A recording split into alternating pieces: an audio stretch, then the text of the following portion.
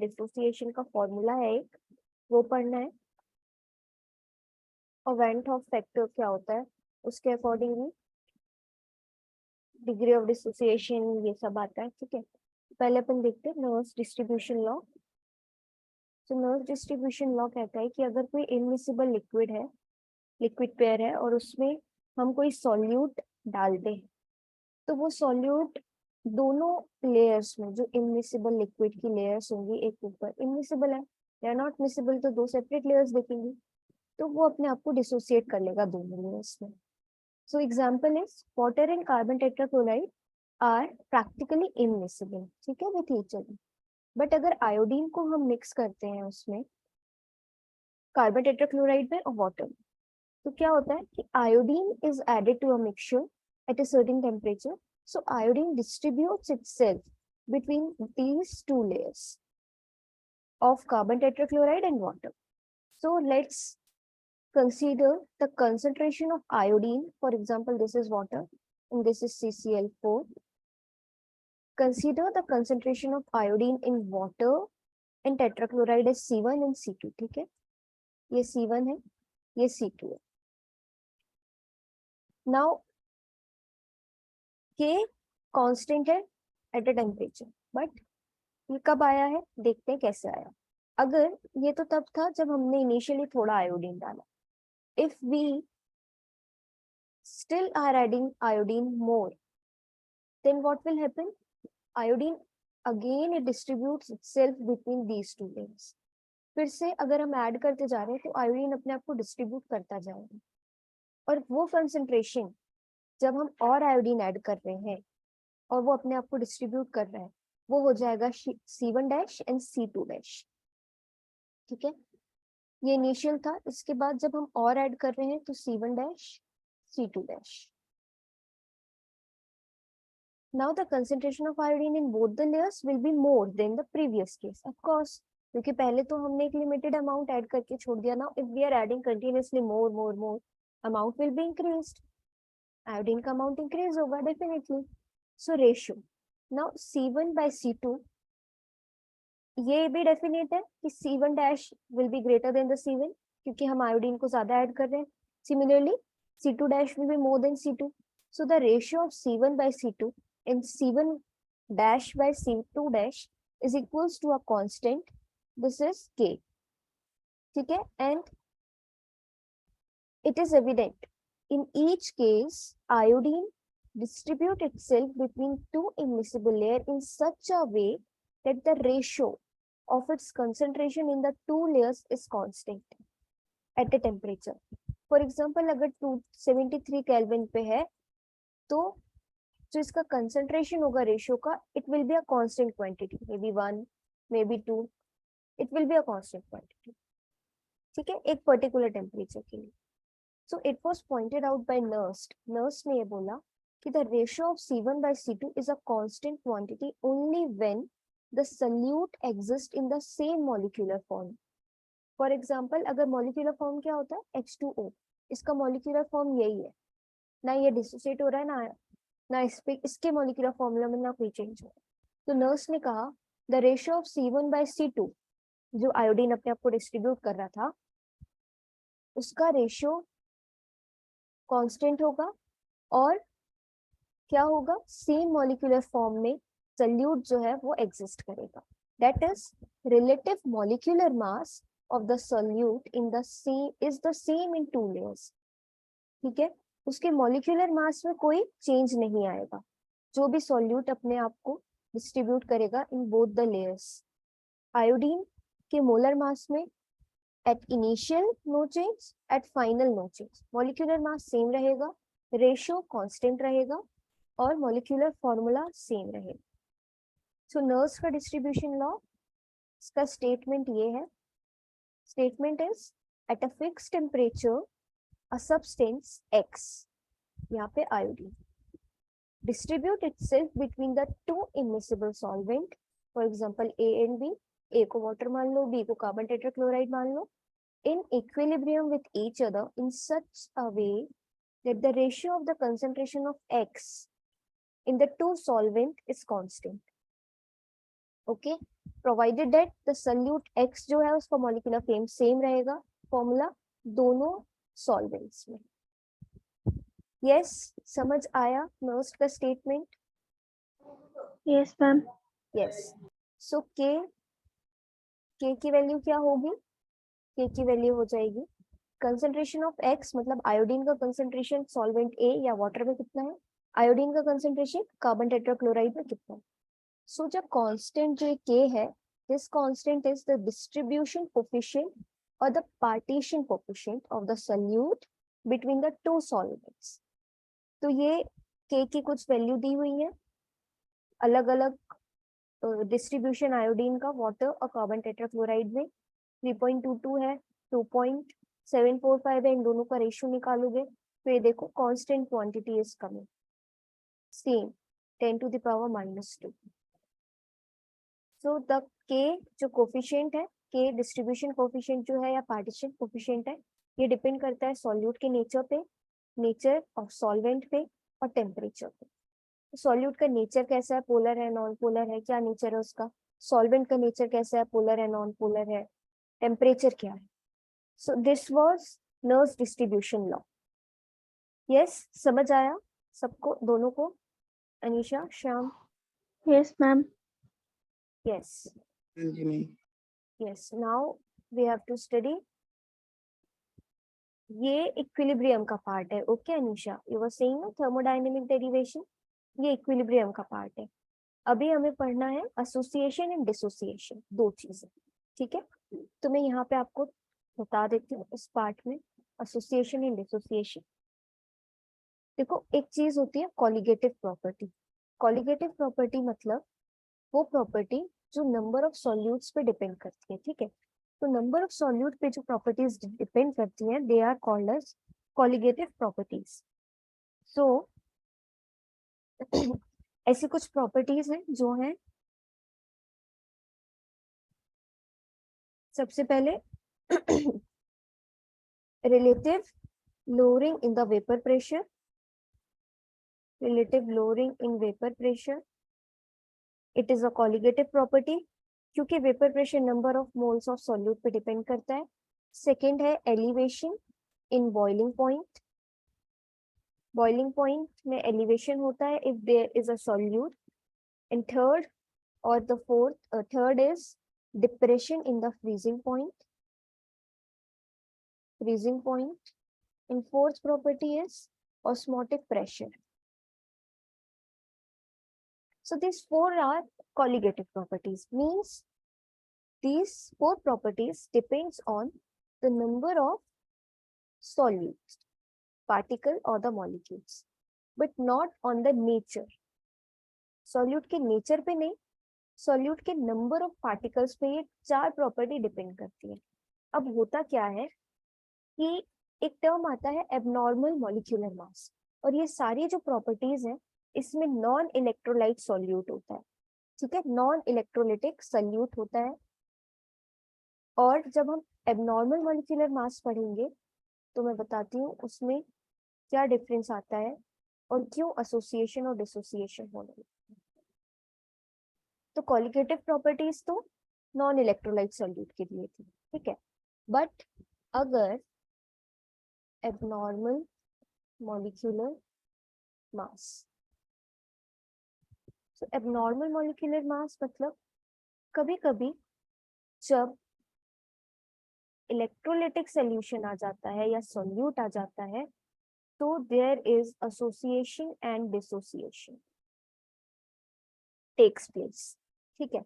अब इस एसोसिएशन और डिसोसिएशन के कारण मॉलिक्यूलर मास में चेंज आ जाता है पर्टिकुलर सॉल्यूट के या जिस सॉल्यूट का हम कैलकुलेट कर रहे हैं। तो what happens is in some cases molecular masses obtained from the colligative properties does not agree with the theoretical value।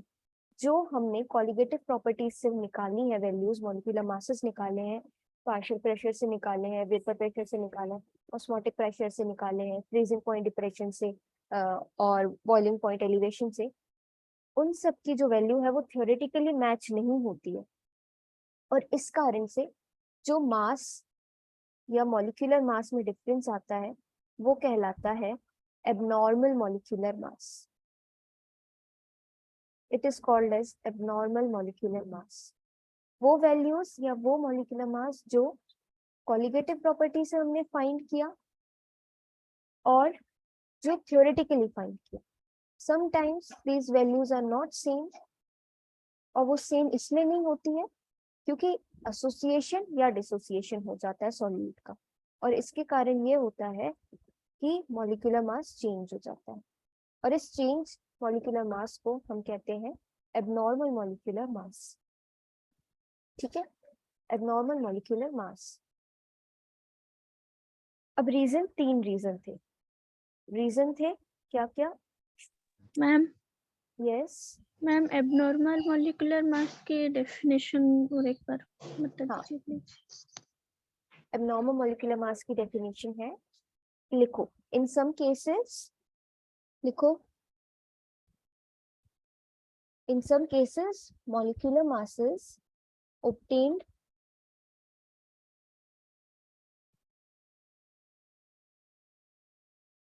from the colligative properties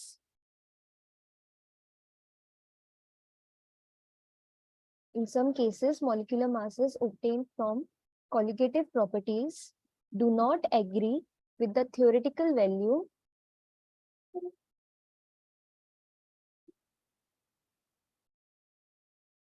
and this change in molar mass is known as abnormal molar mass या molecular mass। लिखा Anisha? Ma'am with the theoretical value, हाँ, does not agree with the theoretical value. So this change in the molecular mass, so this change in the molecular mass yes ma'am, is known as abnormal molecular mass. Okay, now reasons. 3 reasons है, एक है association, second reason है dissociation, और third reason है very high concentration of, ये high है ठीक है, very high, arrow ऊपर है, very high concentration of solution, very high concentration of solution। ये 3 रीजन है एबनॉर्मल मॉलिक्यूलर मासेस के। ठीक है, ये नोट किया, इरेज कर दो। Association, dissociation, very high concentration of solution. Yes ma'am.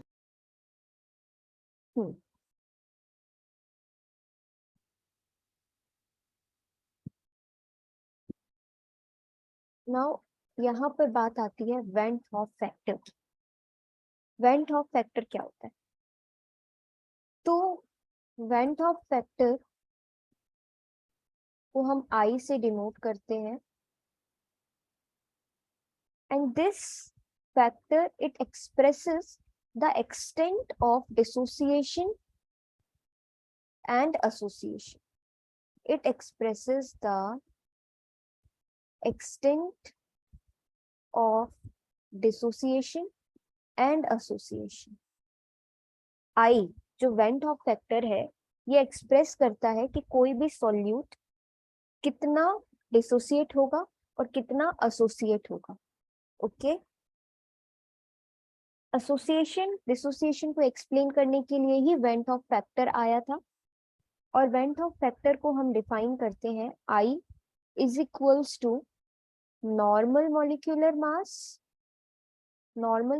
mass upon observed molecular mass, normal molecular mass upon observed molecular mass। Okay, या फिर I को जो हम ऐसे लिखते हैं,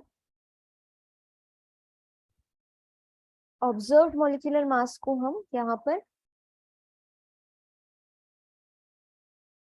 नहीं बस इसको इतना ही रहने दो वरना फालतू बड़ा हो जाएगा। So this normal molecular mass is the calculated one, जो हम कैलकुलेट करते हैं, जो 4 कॉलिगेटिव प्रॉपर्टीज थी, या तो एलिवेशन इन बॉइलिंग पॉइंट से, या डिप्रेशन इन फ्रीजिंग पॉइंट से, या ऑस्मोटिक प्रेशर से, या वेपर प्रेशर से। ठीक है, तो आई का फॉर्मूला होता है normal molecular mass divided by the observed molecular mass. ठीक है, नाउ वेंट ऑफ फैक्टर के इंट्रोड्यूस होने से जो 4 कॉलिगेटिव प्रॉपर्टीज थी उनके फॉर्मूले में क्या चेंज आता है वो हम देखते हैं, ठीक है। तो वो चीज होती है, सब में सारी कॉलिगेटिव प्रॉपर्टीज में आई का इंटू हो जाता है। कब? जब इलेक्ट्रोलाइट सोल्यूशन, ठीक है। फॉर एग्जाम्पल पहला था वेपर प्रेशर, ठीक है। तो वेपर प्रेशर में फॉर्मूला होता है P A not minus P A upon P A not is equals to होता है व्हाट? X B. तो जब वैन डॉर्फ फैक्टर आएगा, या ये किसके लिए है? ये है नॉन इलेक्ट्रोलाइट के लिए, सल्यूट के लिए। बट इलेक्ट्रोलाइटिक सल्यूट आता है तो एसोसिएशन डिसोसिएशन हो जाता है, जिसको एक्सप्रेस करने के लिए वैन डॉर्फ फैक्टर आया है। तो ये क्या चेंज हो जाएगा? यहाँ इंटू आई हो जाएगा। किसके लिए? जब बात होगी इलेक्ट्रोलिटिक सोल्यूशन के लिए। तो ये वेपर प्रेशर का चेंज हो गया। सेकेंड आता है बॉइलिंग पॉइंट। तो डेल्टा टीबी में क्या चेंज आ जाता है? ये नॉर्मल फॉर्मूला है के बी इंटू एम, यहाँ आ जाएगा आई। आई मतलब वेंट ऑफ फैक्टर। फिर थर्ड फ्रीजिंग पॉइंट।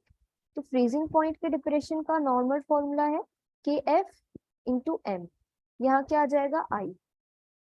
फिर फोर्थ है ऑस्मोटिक प्रेशर। तो इसका फॉर्मूला है C R T, but van't Hoff factor के आने से क्या हो जाएगा? आई। तो ये वेंट ऑफ फैक्टर के कारण 4 कॉलिगेटिव प्रॉपर्टीज में ऐसा चेंज आ जाता है कि हर जगह वेंट ऑफ फैक्टर का मल्टीप्लिकेशन हो जाता है, क्योंकि एसोसिएशन और डिसोसिएशन को दिखाने के लिए हमें ये करना जरूरी हो जाता है, ठीक है। यस, ये बात समझ आई अनीशा, श्याम? मैम और एक बार मैम फॉर्मूलाज और एक बार बता हाँ। दीजिए।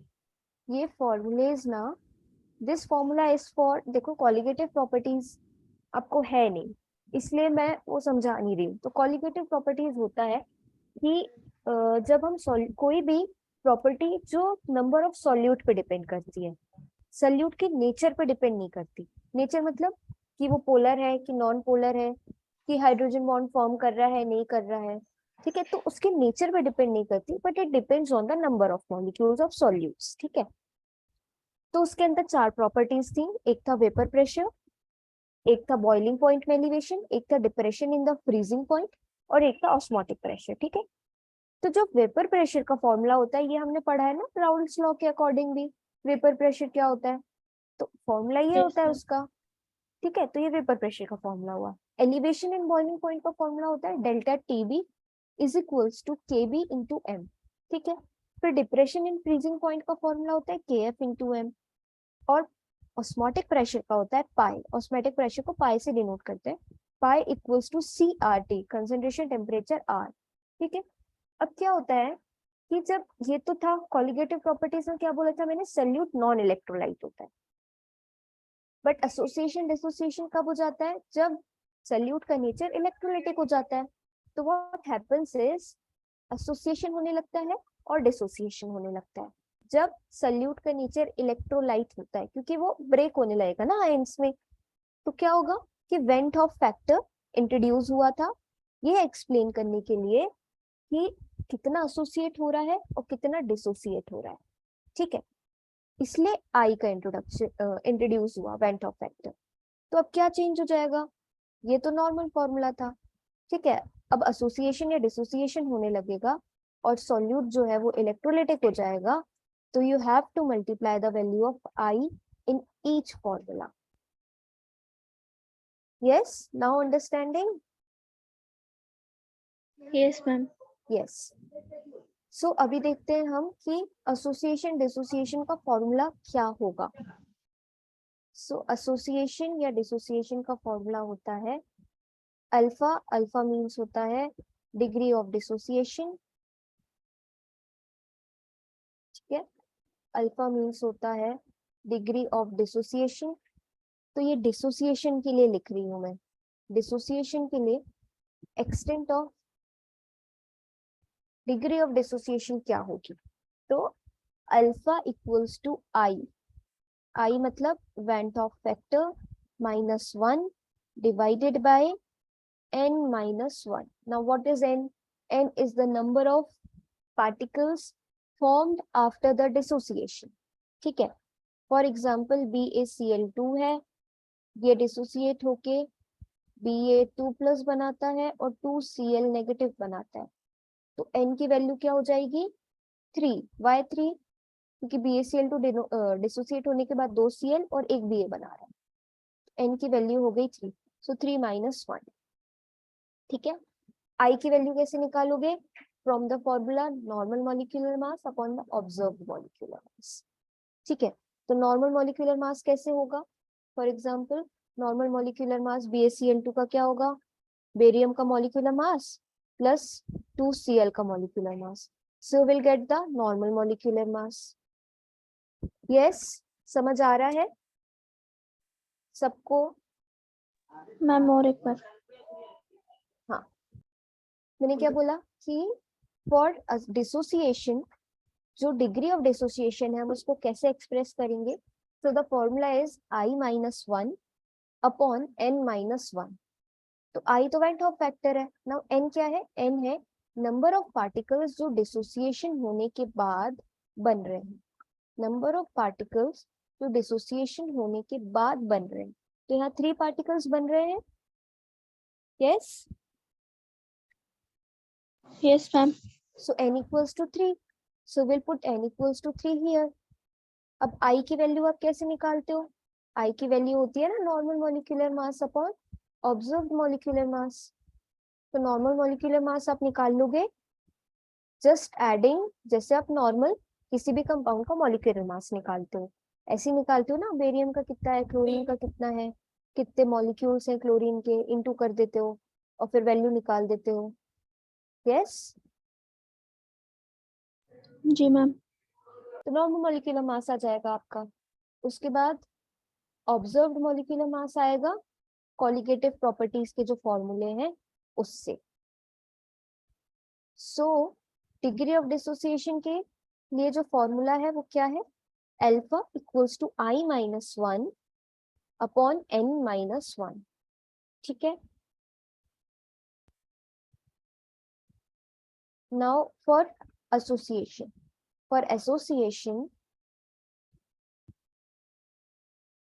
एसोसिएशन के लिए जो फॉर्मूला होता है वो होता है alpha is equals to I-1 upon 1 by N-1. So alpha is degree of dissociation, N is the number of particles जो associate हो रहे हैं प्रोडक्ट बनाने के लिए। डिसोसिएशन में क्या था? नंबर ऑफ पार्टिकल्स जो फॉर्म हो रहे हैं डिसोसिएशन के बाद। एसोसिएशन में क्या है? नंबर ऑफ पार्टिकल्स जो एसोसिएट हो रहे हैं। Okay. Yes ma'am. For example कोई डाइमर बनता है, तो डाइमर बनता है तो 2 मॉलिक्यूल्स आपस में कंबाइन होके डाइमर बनाते हैं। 2 यूनिट्स कंबाइन होती हैं और डाइमर बनाती हैं। ठीक है। तो यहाँ N क्या हो जाएगा? N+2 हो जाएगा, क्योंकि 2 यूनिट्स कंबाइन होके डाइमर बना रही है। और वहीं अगर डिसोसिएशन की बात होती तो जैसे बेरियम क्लोराइड है, वो डिसोसिएट होके क्या बना रहा था? Ba2+ इन Cl नेगेटिव आयंस। तो Cl नेगेटिव आयन और Ba आयन कितने बने हैं, कितना नंबर है उनका, वो वहां पे N की वैल्यू हो जाती है। यस अनीशा, समझ आया?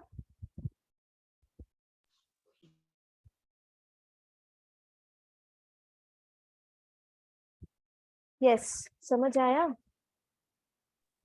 जी मैम। मैम ये वाली फॉर्मूला तो हमारी बुक में नहीं है। वही तो मैं कह रही हूँ ना, आपको डायरेक्ट सिर्फ ये दे दिया है एसोसिएशन एंड डिसोसिएशन। इसके पहले आपको कॉलिगेटिव प्रॉपर्टी पढ़ना जरूरी है, इसलिए मैंने आपको बोला था कि कॉलिगेटिव प्रॉपर्टीज में पढ़ा नहीं रही हूँ क्योंकि आपको नहीं है। बट सिंस यहाँ पर दे दिया है कि अब आपको एसोसिएशन डिसोसिएशन समझाना है, तो वो थोड़ा सा बताना पड़ा, है ना? Yes ma'am. मैम वो जो आई की फॉर्मूला है हाँ। नॉर्मल मॉलिक्यूलर मास अपन ऑब्जर्व मॉलिक्यूलर मास, तो मैम ऑब्जर्व मॉलिक्यूलर मास कैसे निकाले? देखो, ये जो फॉर्मूला है ना, जैसे मैं फ्रीजिंग पॉइंट डिप्रेशन के एग्जांपल से बताती हूँ, ठीक है? For example, delta TF is equals to I KF into M. Okay? Yes?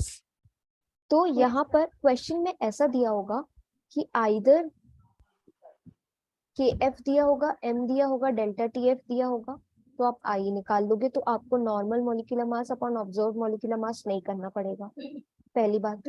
ठीक है, तो मोस्टली जो न्यूमेरिकल्स आते हैं ना, उसमें आपको I की वैल्यू उस फॉर्मूले से फाइंड नहीं करनी पड़ती है, आपको I की वैल्यू डायरेक्टली इस फॉर्मूले से मिल जाती है। ये जो चेंज हुए थे फॉर्मूले, किसके कारण हुए थे? एसोसिएशन या डिसोसिएशन के कारण।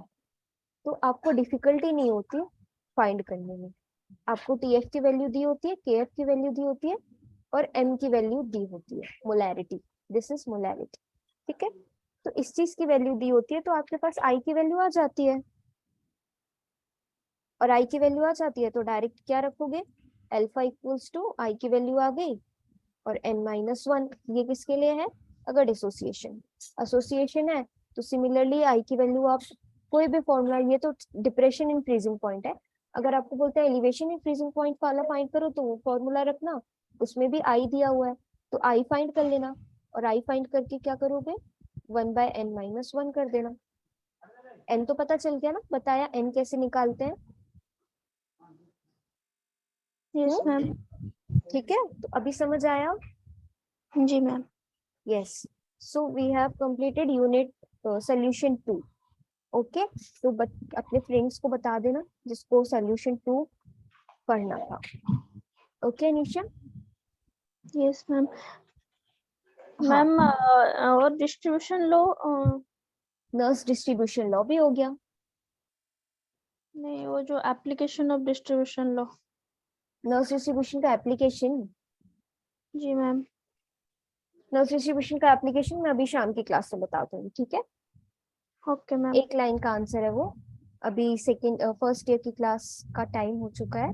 ओके, और इसके बाद हम कार्बोक्सिलिक एसिड पढ़ेंगे, ठीक है? ठीक है मैम। शाम को कार्बोक्सिलिक एसिड स्टार्ट करेंगे और उसके डेरिवेटिव्स।